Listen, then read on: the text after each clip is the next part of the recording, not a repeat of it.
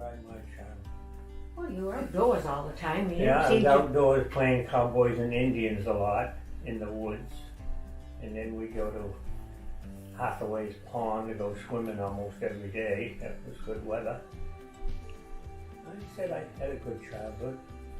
You had a lot of freedom. Yeah. Had a mother working, and the three of you were on your own. Right. Father was never around. Lived in a Cape Cod style house that had been built by my father.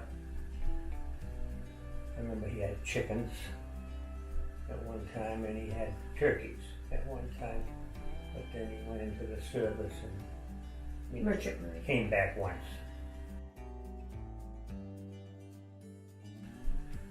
My mom was a hard worker, and she was very good with the children. Oh, I had a good childhood. I think my mother taught me that you should treat people as you would want to be treated. You know, that you should be kind to people. Think about what you're going to do before you do it, so that you're not Speak hurting Think anybody before you else. speak. Huh? Think before you Think speak. before you speak. Because when I was in the Army, I went to New Jersey and then down to Fort Jackson in the Carolinas for my basic training. And then when I got through, I think it was 10 or 12 weeks of basic training, they ask you what you want to be, what school do you want to go, what do you want. I said, well, I'd like to be a radio operator. And they sent me to infantry school. And that was another 10 weeks of being an infantryman. So while I'm there, then they said, well, you can stay here and be an infantryman, or you can go to, we tested you, and you can go to officers training school, or you can go to Army language school. But if you do, you've got to extend your time. I opted to go to Army language school, and I went and took Chinese at the Presidio of Monterey in California for a year. And then they sent me to Korea. I could say Ni Hao Ma, Ni Zam Yang, or a Mandarin, Chinese Mandarin, because they have different dialects.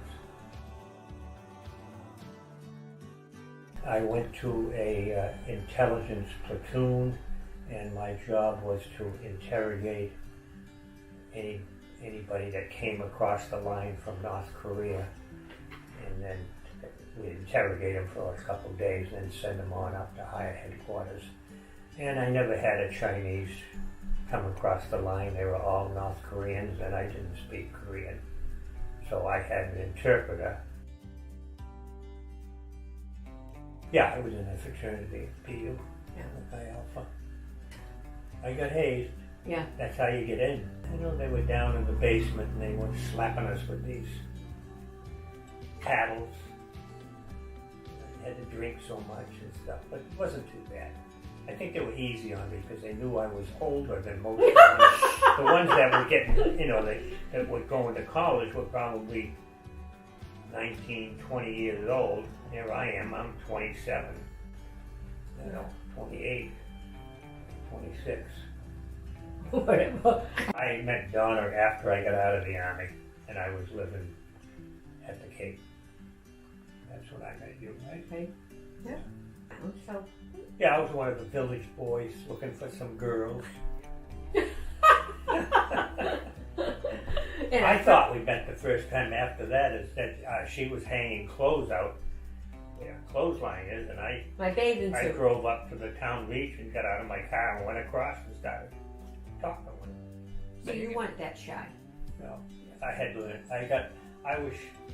Once I was in the Army, I wasn't as shy. Our first date, you took me to the drive-in. Yeah, I didn't have the first date I take to the drive-in movies. I know we went to the Dairy Queen afterwards. I used to get pizza in a frat. Right. I think I gained some weight. Right, she did. She gained about 20 pounds.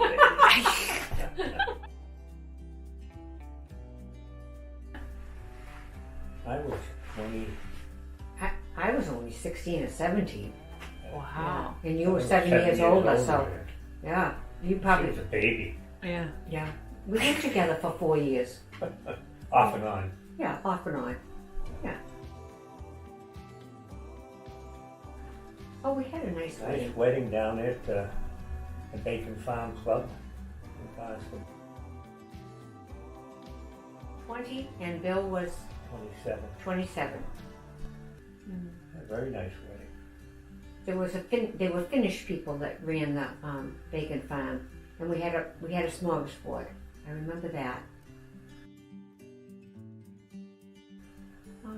I remember when we were at the pre-dinner, you have for guests. Oh, the night before. And we're down at the cottage, and I think Jane got us going as far as, and we're all in line, dancing around, singing "Knock Us Up."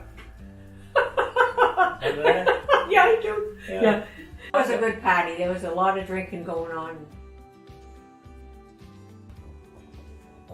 I guess I'm proud of the fact that we've been able to stay together for 18 years as a couple, and we've done it with a minimum of problems. I know, knock on wood. Yeah, and I think we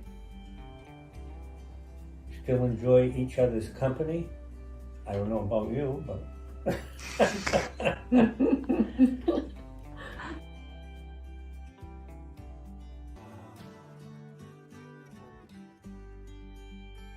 if you're going to be married and have a good life, you have to understand each other, and you have to be able to give to Compliment. each other, compliment each other. And you're not always right.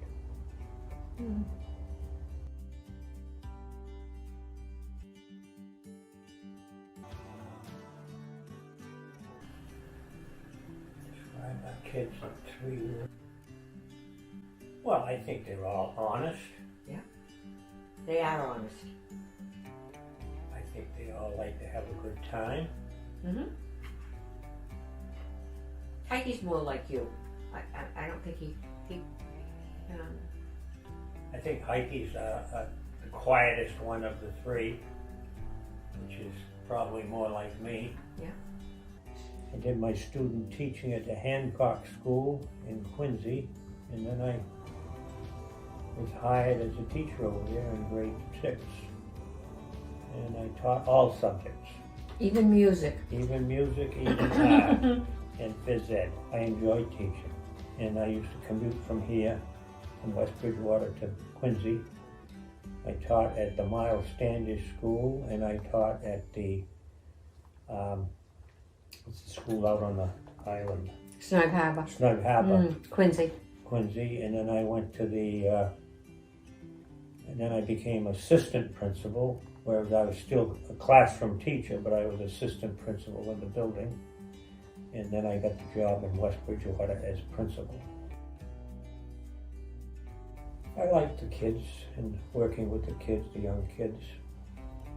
Had no problems with them. They probably had problems with me, but I didn't have problems with them.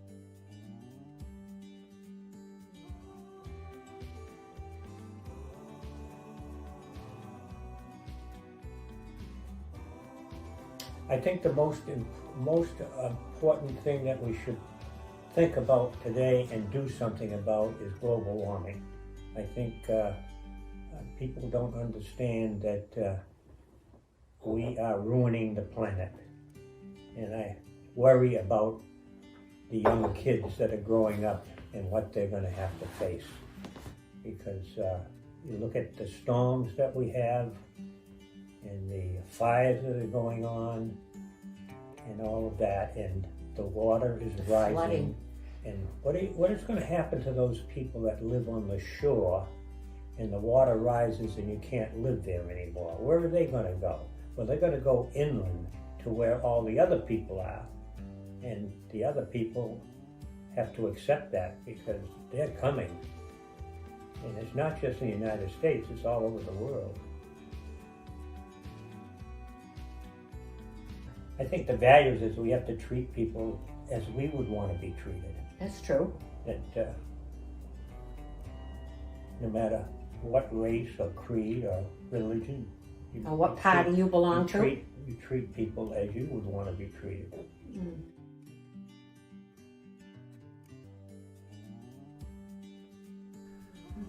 I think family is the most important thing. You can have friends, but when it comes down to the end, it's the family that supports you.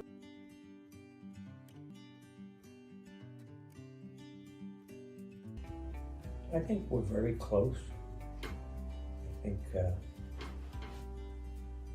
lot of families they live all over the country and they maybe see each other once a year or twice a year, and we look at it and we're very close. I mean, all our family is right here, right in the area.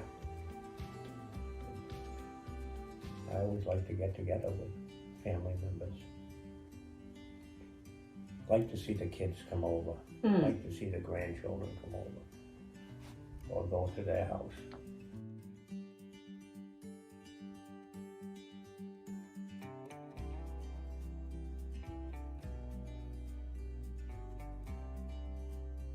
Thinking that my advice is that family is very important.